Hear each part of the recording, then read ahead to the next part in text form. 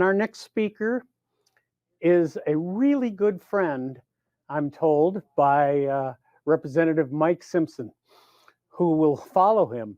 And he's a Republican congressman from Central Washington.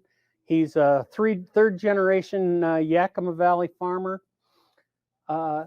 Congressman Dan Newhouse has several of the dams in his district. So he's gives us another way of looking at this issue, and I really appreciate him coming. Representative Newhouse. Well, thank you very much. I'd like to start off with a scenario for all of you today. So if you just bear with me a minute, let me set the scene for you.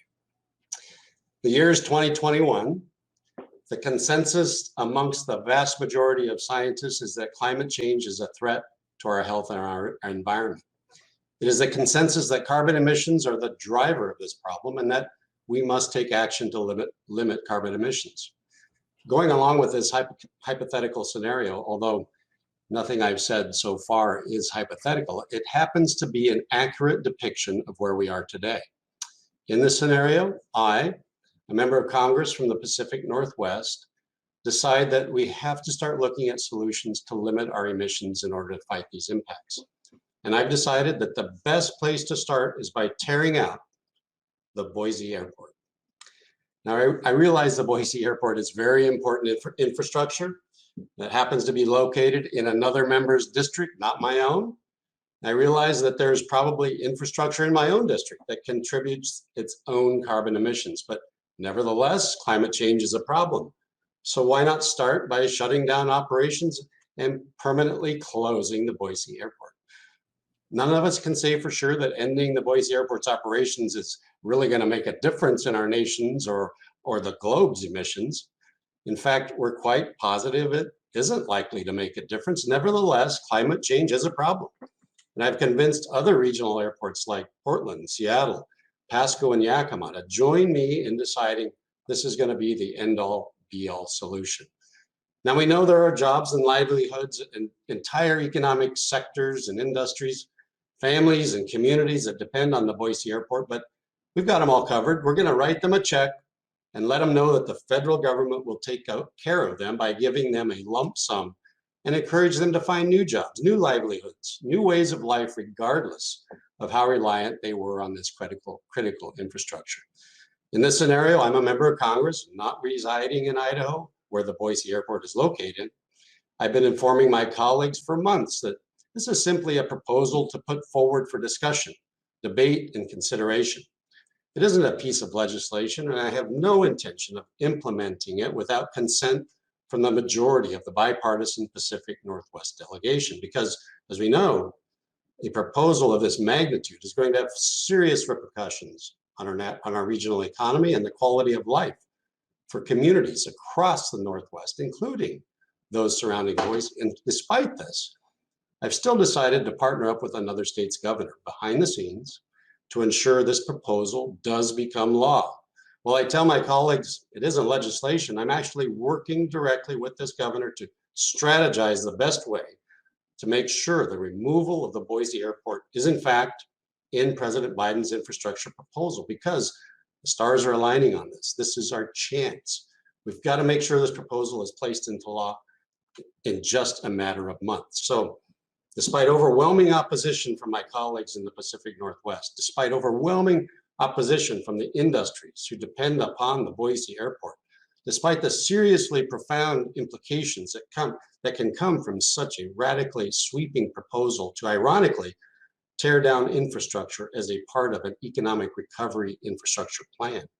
I'm going to force this proposal into law because I've decided shutting down the Boise Airport is the best way to address climate change. Remember, this is a hypothetical situation, of course, and as I come to a close on this analogy, I simply ask that you now pause and ask yourself these questions.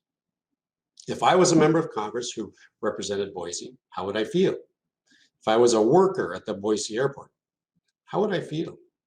If I depended upon the Boise Airport to put food on my family's table, a roof over my house, or paychecks in my employees' hands, how would I feel? Now, I hope you can all see a bit more where I'm coming from. I don't want this imperfect and long analogy to distract from the important conversations taking place today, but I hope you can see why there is such strong concern and, frankly, opposition to the legislative framework Congressman Simpson has proposed. And moving on from that hypothetical introduction, I should take a moment to first say hello. I'm Dan Newhouse. I have the honor of representing the 4th Congressional District in Central Washington State, and I am indeed proud to have 2 of the 4 lower Snake River dams in my district. I want to sincerely thank the Andrus Center for having me today. I was actually the one to reach out to the center and offer to share my perspective on these important issues, and I truly am grateful they took me up on my offer. I'm sure Rocky Barker was squirming in his seat, wondering if the entirety of my remarks were going to play out with that pointed analogy. But no, Rocky, I can assure you, I'm here today because I believe these issues are of extreme importance to our region. And while I know you had 1 or 2 panelists who spoke from perspectives similar to mine, I think it would have been a disservice to the strong history of the Andrus Center to not have differing views featured during these keynote sessions at your conference. So I really do appreciate this opportunity. I firmly believe there are solutions that continue to build on our region's efforts to ensure our native fish species and the lower Snake River dams continue to coexist. And I'd like to talk about those today. Let me first begin by stating unequivocally that human development, including the construction of dams throughout the Pacific Northwest, has placed significant impacts on fish in our environment. There's no doubt about that. Anyone who claims otherwise is sticking their head in the sand. I'm not one of those people. But we must be honest about our history. So I'm also not someone trying to point at some of the most innovative dams on the planet with some of the most state-of-the-art fish passage technology ever developed to claim that they have worse impacts on our fish than Idaho's dams, which I hope everyone is fully aware have 0 fish passage, 0. Many have waved off this fact and claimed that the habitat and fish runs blocked off by dams like Hell's Canyon and Dworshak aren't that important. Meanwhile, our dams in Washington and Oregon along the Snake and Columbia Rivers, with fish passage rates in the mid to upper 90 percentiles, are apparently the only dams that matter when it comes to assessing the impacts on native fish species. If we make that assertion, we are not being intellectually honest with ourselves. It's disingenuous and it's simply wrong. That's the thing about the entire overarching challenge of fish and dams and orcas and the river system and our environment, because the ultimate truth is this. This is a complex system and it faces a great multitude of complex and difficult challenges. Any effort to boil this down to simple half-truths or deal with this issue in absolutes, or to assume a solution can be developed solely upon one main facet, must be called out for its intellectual dishonesty. We need comprehensive solutions to address complex problems. In the past, I brought up the importance of the long-term impacts on our native fish species and why any comprehensive solution to our challenges must include an honest and full understanding of our region's history and its effects, including the fact that the state of Idaho quite literally poisoned many of their lakes systematically in the 1940s, 50s, and 60s to exterminate native salmon populations. Now, perhaps everyone listening to today is aware of this. Up until a few years ago, I was not. By boat, plane, and handheld spray tanks, thousands upon thousands of gallons of so-called fish tox was dumped into the waters across Idaho, including Mud Lake, Stanley Lake, Redfish Lake, as well as Pettit and Yellowbelly lakes. After each of these lakes were poisoned with toxic chemicals that constricted the capillaries of native salmon, thereby suffocating the fish, migration barriers were then built to prevent these anadromous fish from returning to their spawning grounds. As most of you likely know, spawning salmon who have built up their food reserves in the ocean to prepare for their migration back to regions like the Stanley Basin aren't returning in order to eat, they're returning to spawn and then to die. And that doesn't bode well for sportsmen trying to get a fish to bite. Therefore, a concerted decision was made to rid Idaho's waterways of these native species and to instead stock their lakes with sport fish, which are much more conducive to attracting fish and game license purchases. This concerted decision and resulting action effectively exterminated these populations and eliminated fish runs. In too many cases, they are simply not coming back. Fred Menzik, who for nearly 2 decades worked to aid our native species as a fish biologist in the Columbia Snake River system, wrote that, and I quote, "It does not matter if the discussion is about wildlife, economics, or education. Any intelligent discussion includes knowledge of the subject, where we came from, and how we got here, creating a foundation upon which to build a better future." End quote. I encourage everyone listening today to read Mr. Menzik's book entitled "Whistling Past the Tombstones" or "Removing These Dams." In it, he details these historical events and dives deep into the records and accounts of these profoundly detrimental actions taken upon our region's native fish species. We must acknowledge and assess these actions in history and how they have impacted the data, the tracking, the trends, in essence, the science and the facts behind these native populations. As Mr. Menzik writes about the detrimental impacts of Idaho's dams built without fish ladders, he notes that fish scientists knew what the impact would be if these dams were built. He specifically points to the fish-producing tributaries of the Clearwater Basin, which have been eliminated by the Dworshak Dam. He also writes, and I quote, "We are currently seeing the adverse effects of fish as fish numbers decline, but somehow the focus has not been on these dams, but on dams that have fish ladders, dams that allow fish passage both upstream and downstream. With everything we know about fish biology, are habitat and productivity only of interest? How have we become so misdirected?" End quote. One final note that I'd be remiss not to mention.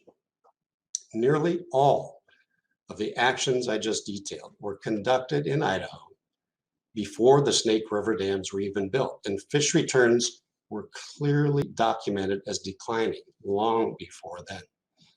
As Mr. Menzik's book lays out, the wide-ranging impacts placed upon our fish across history have led to detrimental consequences for these iconic species. We must recognize these past impacts, honestly assess where we are today scientifically, and move forward with solutions comprehensively, based on science, not emotion.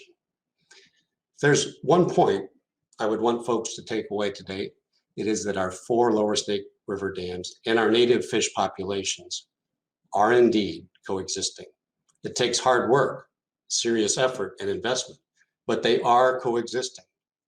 In 1999, several environmental organizations posted a full-page ad in the New York Times with the headline, "Timeline to Extinction. If we don't act, Snake River salmon will disappear forever." The ad went on to claim that unless the 4 lower Snake dams were removed, wild Snake River spring Chinook salmon would be extinct by 2017. During that spring of 1999, 3,296 Snake River spring Chinook passed the Lower Granite Dam, which is the 4th of the lower Snake River dams, and the furthest east they pass before they reach Idaho. Last year, in 2020, 23,380 Snake River spring Chinook passed that same dam, a more than 700% increase compared to 21 years ago. Now, no one is claiming that this means our job is done. In fact, far from it. But we must acknowledge when progress is made and continue moving the needle in the right direction. If productive solutions are ignored in the name of absolutes, we are never going to make true substantive progress. So while American rivers, National Wildlife Federation, Save Our Wild Salmon, the Sierra Club, Trout Unlimited, and the other environmental groups placed their ad with hyperbolic language meant to scare their audience with the fear-mongering doom of certain extinction of the species. The hard work being conducted on the ground by our fish biologists, our local conservation partners, tribal neighbors, federal agencies, and yes, indeed, some of these very groups, all of those efforts have been working to make this progress. And clearly, this hyperbolic warning was not accurate, nor did it come to fruition. That is why I so truly believe we cannot allow emotion to dictate our actions. This claim that if we don't act now, the species will be gone forever from Idaho in just a few short years is simply not a responsible way to be approaching the challenge in front of us. For one, we are acting now. In fact, the Appropriations Subcommittee, Mr. Simpson has been leading for the past 6 years and has continued to make tremendous investments in these efforts to fund important work by the various partners I just mentioned. And all of these investments are ones that I support wholeheartedly. At the Ice Harbor Dam in my district, world-class scientists are not only in the process of replacing all of the dam's turbines with new fish-safe technology, but they are using this dam as one of the 4 dams proposed for breaching to conduct critical research on fish passage that will shape the way the world builds and operates dams with the highest possible rates of fish survival. But at the end of the day, it appears we've come to a place now where no matter the progress we make, it will never be enough. This ideological, politically based notion is clearly now an ultimatum. No matter what factual progress has been made or scientific achievements reached, those damn dams are still going to figuratively stand in the way of far too many people acknowledging that good work is being done and even more can be achieved together. I throw that bit of levity in because I don't know what else to do when dealing with absolutists. It's evident that if these 4 dams were to be taken out, they'll come for the next 4. Our friends at the Yakima Nation already made that clear last year with their announcement that the 4 lower Columbia dams must be removed. And I recognize Mr. Simpson in his proposal has tried to provide a compromise by saying, okay, take these 4 and then that's it. But that's simply not how the world works. We've already seen many of these groups come out to say it'll never be enough for them. So we'll be right back in the same cycle we're in already, only we'll have caused serious damage along the way.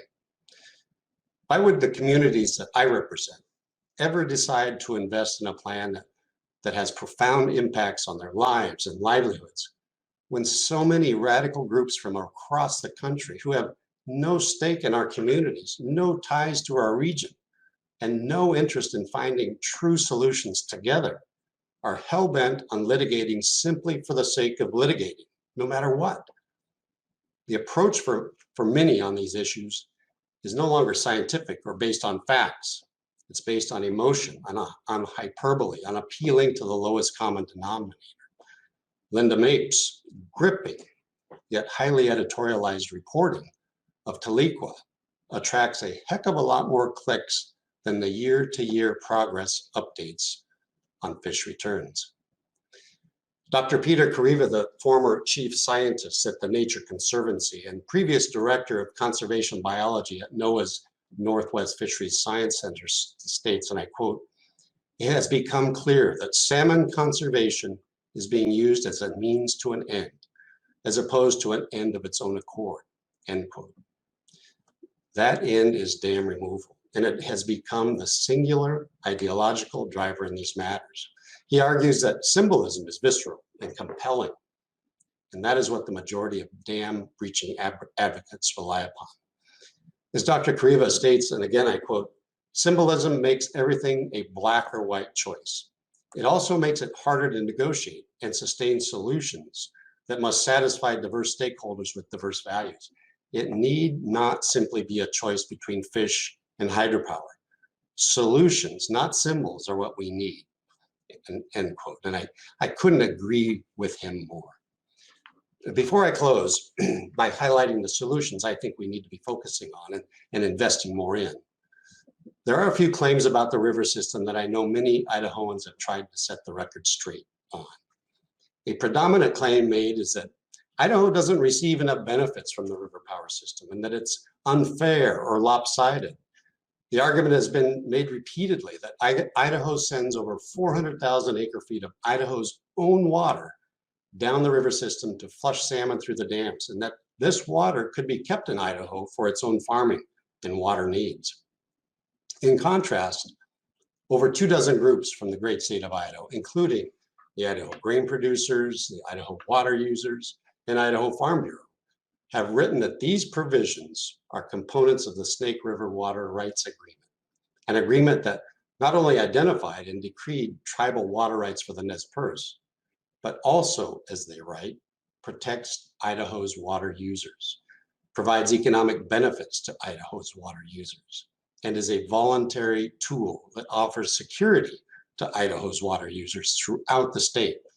In another letter sent just last month, these three Idaho groups I just named directly state, and I quote again, Idaho's water is not at immediate risk of being taken away from Idaho irrigators.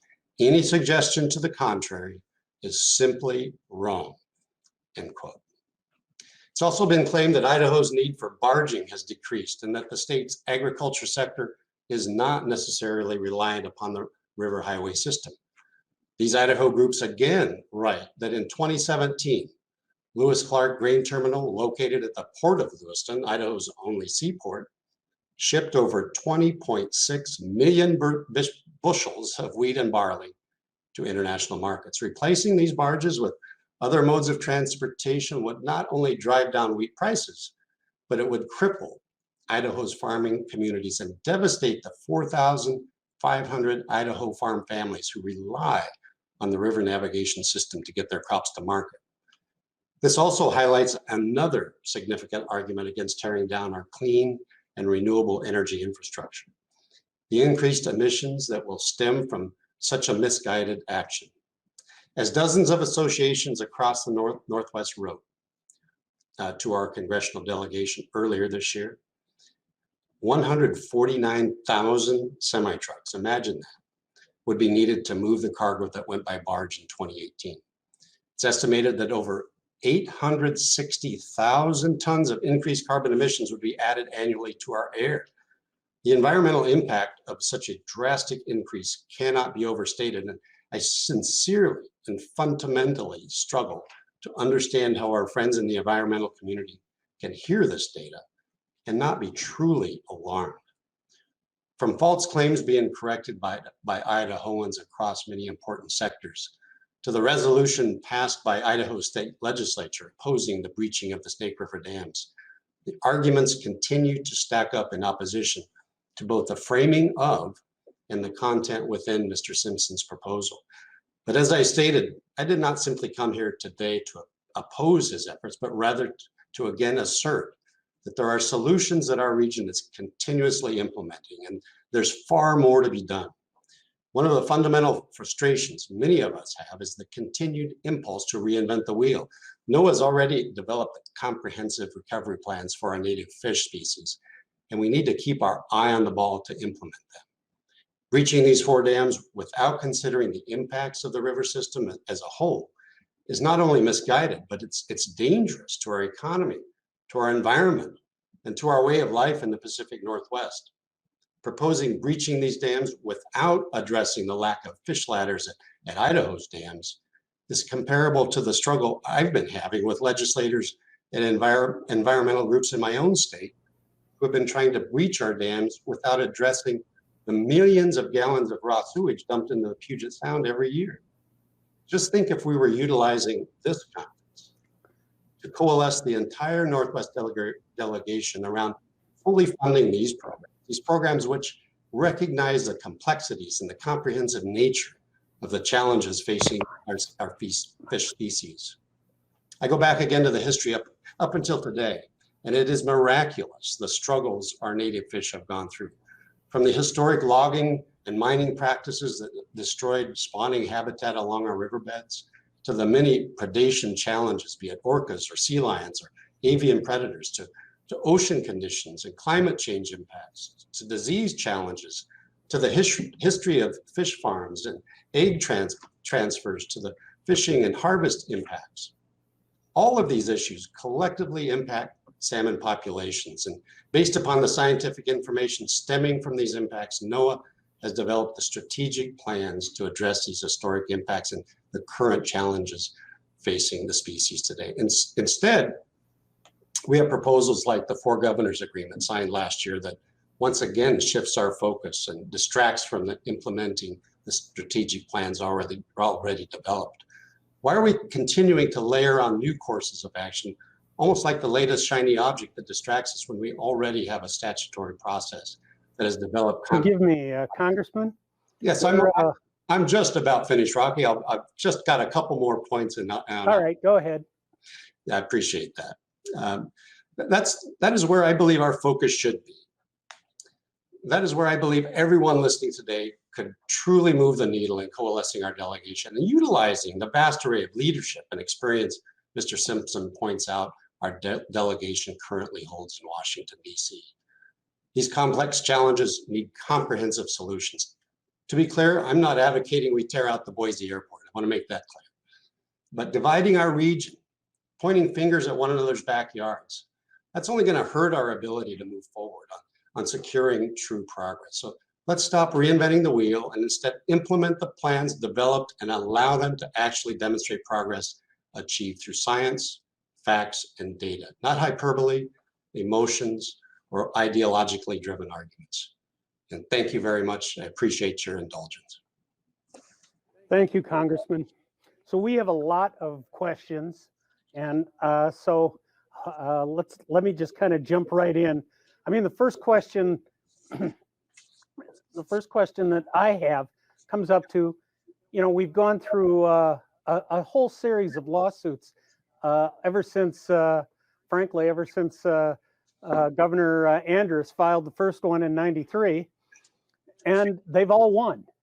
And so these lawsuits are all about the biological opinion for operation of all our dams.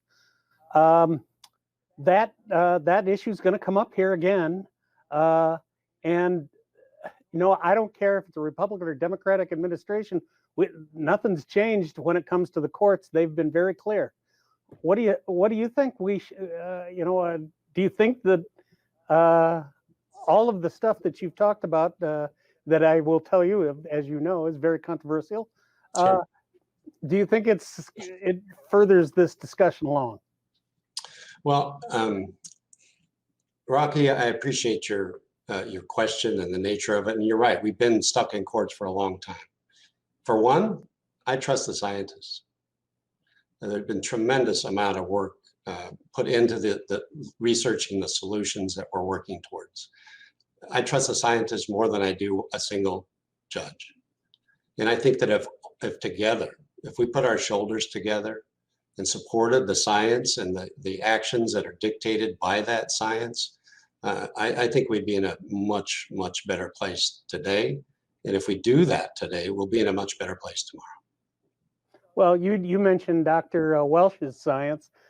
I will tell you that most of the federal and state scientists who I interview are fairly skeptical of his point of view.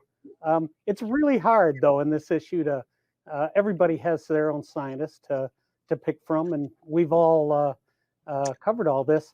But the bottom line is almost everybody agrees Snake River salmon are endangered. You're not certain that they're going extinct, but there's a whole lot of scientists who think they are.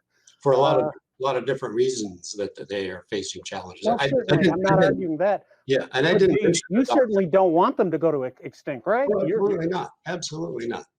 I didn't mention Dr. Welch. I didn't bring that name up. That must have been a previous conversation. But you're absolutely right. And that's what I'm trying to say in my comments, that this is a multifaceted, very complex equation that we're trying to solve. It's not just one thing. I think there's a number of different factors that have to be addressed. And I think it's wrong for us to focus on just one thing. And like I made the point earlier, before the lower Snake River dams were ever constructed, the numbers of salmon were already diminishing, beginning in the late 1800s, in the early part of the 1900s. The dams weren't constructed until the 60s and 70s. And so to look at them exclusively, I think that's wrong. I think that that's ignoring many other factors that should be considered. And if we just do that, we're not going to solve the problem. And the fish are the ones that are going to suffer.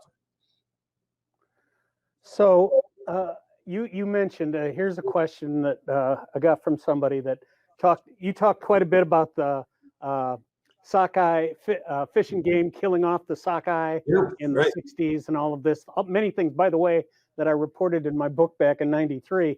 All of that true. All of those things have happened in the past. Yeah, thank you. Including the challenges at some of the other dams, including Grand Coulee. But no doubt, you're absolutely right, Rocky.